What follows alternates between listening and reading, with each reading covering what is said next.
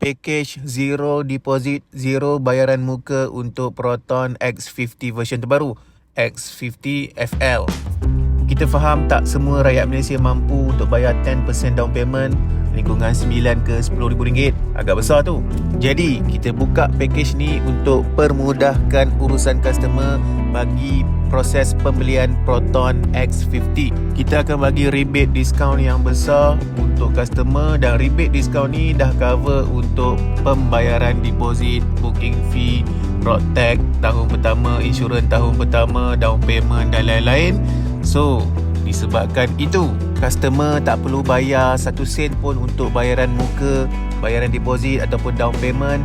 Ambil kereta Proton X50 anda hari ni tanpa mengeluarkan modal 1 sen pun. Bayaran bulanan, bulan-bulan berikutnya baru start bayar. Itu best dia untuk package Proton X50 mampu milik ni. Untuk apply package ni, anda mesti ataupun anda wajib mempunyai dokumen yang lengkap. Mesti mempunyai IC, lesen kereta, lesen motor tak boleh ya, lesen kereta, slip gaji, bank statement. Gaji tak boleh cash, gaji mesti masuk bank. So bank statement diperlukan. Dari segi kelayakan gaji minimum berbeza mengikut 3 pilihan spek Proton X50. Proton X50 version terbaru ni mempunyai 3 pilihan spek: executive, premium dan flagship.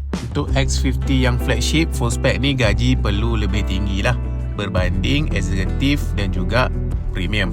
So untuk anda yang dah berminat untuk memiliki Proton X50 idaman ni, ini saya attach business card saya. Boleh screenshot, boleh terus WhatsApp saya atau terus call dan hubungi saya segera.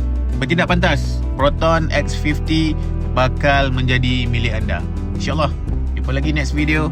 Assalamualaikum. Junior 3D, engine turbo pucuk laju, design facelift baru, semua mata terpaku, grill lebih garang, rim sport kilau cahaya, S50 sesimbang bawa nama Proton bergaya.